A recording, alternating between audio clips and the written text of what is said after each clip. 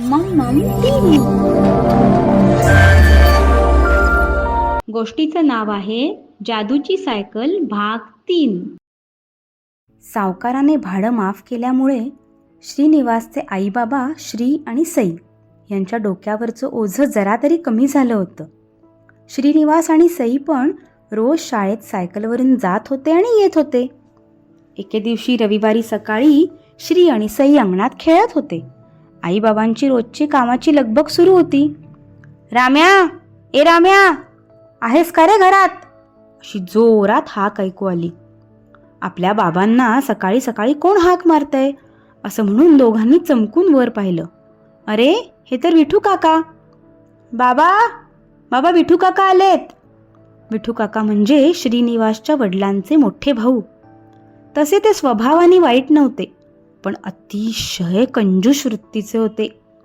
आणि श्रीनिवासच्या घरी कोणतीही नवीन गोष्ट वस्तू दिसली की हमखास स्वतःच्या मुलांना घेऊन जाणारच. त्यामुळे ते आलेले श्रीनिवास आणि सई दोघांना फारसं आवडायचं नाही. पण दोघांनी तसं दाखवलं नाही चेहऱ्यावर. सई हळूच म्हणाली, दादा, लवकर आवर, आपण सायकल घेऊन कुठेतरी बाहेर जाऊया. विठू काकांनी जर सायकल पाहिली तर ती गेलीच म्हणून समज. आई, आंघोळीला पाणी काढून देतेस का? आवरतो पटकन, श्री म्हणाला. अरे च्या, आज रविवार, शाळा नाही, उशिरा आंघोळ करणार म्हणालास ना? असं आश्चर्याने म्हणत आईने दोघांना आंघोळीसाठी पाणी काढून दिलं. पटापट आवरून जसे श्रीनिवास आणि सई घराबाहेर पडू लागले आणि विठू काका, येतो बर का, मित्राकडे चाललोय, असं म्हणून दोघांनी काकांना नमस्कार केला. मुलांनो, आयुष्यमान भव, असं म्हणून काकांनी नेमका प्रश्न विचारलाच.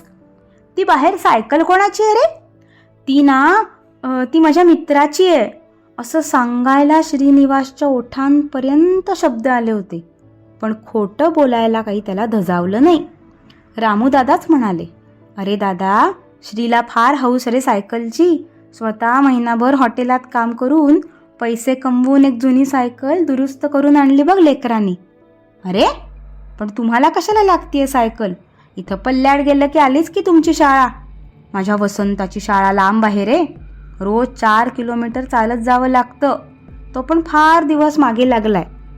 काय रामू, जातो ही सायकल घेऊन, काय म्हणतोस? मोठ्या भावाला नाही म्हणता येणं काही रामूच्या भिडस्त स्वभावात बसणारं नव्हतं. तू म्हणशील तसं दादा, असं बाबांनी म्हटल्यावर श्रीनिवास आणि सईचा चेहरा खरकन उतरला. ते तिथेच दाराबाहेरच्या दगडावर बसून राहिले. श्रीनिवासला तर सायकलकडे वळून पहावंसं सुद्धा वाटेना. थोड्या वेळाने धोतर सांभाळत विठू काका उठले. येतो रे राम्या, असं म्हणून बाहेर निघाले. काका, पण मला माझी सायकल, असं काहीतरी श्रीनिवासने पाणावल्या डोळ्यांनी बोलण्याचा प्रयत्न केला, पण त्याच्या तोंडून काही शब्दच फुटेना. वसंताला घेणारच आहे रे नवीन सायकल, ती घेतली की देईन हो आणून, असं म्हणून सायकलवर बसून पॅडल मारत काका निघाले. फुकट सायकल बळकवल्याचा आनंद त्यांच्या चेहऱ्यावर स्पष्ट दिसत होताच. आता या गल्लीतनं बाहेर पडलं की उजव्या अंगाला पिठाची गिरणी, तिथून चौकात गेलं की काळा मारुती मंदिर, तिथून पुढं डावीकडं गेलं की आलाच आपल्या गावचा रस्ता, असं मनाशीच म्हणत काका निघाले. म्हणता म्हणता पॅडल मारत पोचले पण मारुतीपाशी. गावातले सखाराम मास्तर नुकतेच चपला काढून पायऱ्या चढत होते. त्यांनी विठू काकांना हात केला. काय काका, आज इकडं कुणीकडं? परत निघाला काय गावी? हो, राम्याकडं काम होतं म्हणून आलो होतो. चल येतो रे, असं म्हणून हात हलवून विठू काका पुढे निघाले. आपल्याच नादात तोंडाने शीळ वाजवत पुढे निघाले. 5 मिनिटं झाली असतील फार तर, आणि बघतात तर काय, परत उजव्या बाजूला काळा मारुती मंदिर. सखाराम मास्तर आत घंटा वाजवून नमस्कारच करत होते. त्यांचंही लक्ष गेलं.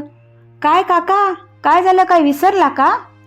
नाही रे, अरे बहुतेक नादात गोल फिरून परत याच रस्त्याला आलो वाटतं, म्हणून परत विठू काका निघाले. परत 5 मिनिटांनी आले तर परत मारुतीपाशीच येऊन पोचले. आता सखाराम मास्तर प्रदक्षिणा घालत होते. काय विठू काका, कुठशी जायचंय? चक्रा का मारताय? विठू काका 2 मिनिटं भांबावून गेले. आपण परत कसं बरं इकडे आलो? त्यांनी मास्तरांना काहीच उत्तर दिलं नाही. आता मात्र ते रस्त्याकडे नीट लक्ष देऊन चालवायला लागले. मारुती मंदिर सोडलं की डावीकडे गेलं की आपला रस्ता ना, म्हणून मारुती मंदिराच्या पुढे गेले. तर सायकल डावीकडे वळेच ना, चाक आपोआप उजवीकडे वळायला लागलं आणि परत गोल फिरून विठू काका मंदिरापाशीच. सखाराम मास्तर आता नारळ फोडत होते. आता मात्र ते हसायला लागले. काय विठू काका, चकवा लागला का काय? आणि नारळ फोडून मास्तर चालू लागले. विठू काका मात्र घाबरले. आपल्याला खरंच भूतांनी झपाटलं का काय? काही सायकल भूताटकीची आहे, त्यांना कळे ना.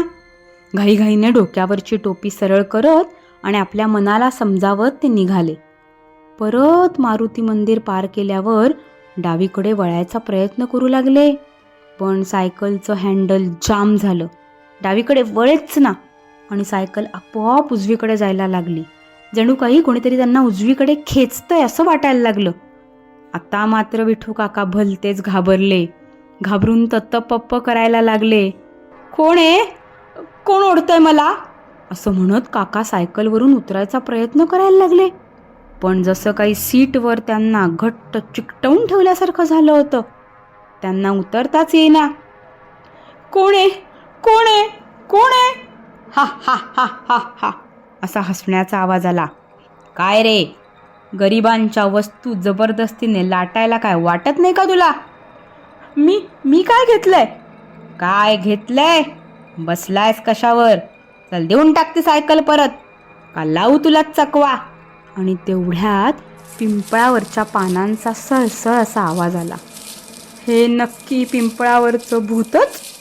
घाबरून भीतीने विठू काकांचा घसा कोरडा पडला. कसं बस, नको नको चकवा नको म्हणत त्यांनी राम राम राम राम राम राम राम राम असा जप करायला सुरुवात केली आणि सायकल श्रीनिवासच्या घरी दामटली. अंगणात पोचल्या क्षणी सायकलवरून उतरले.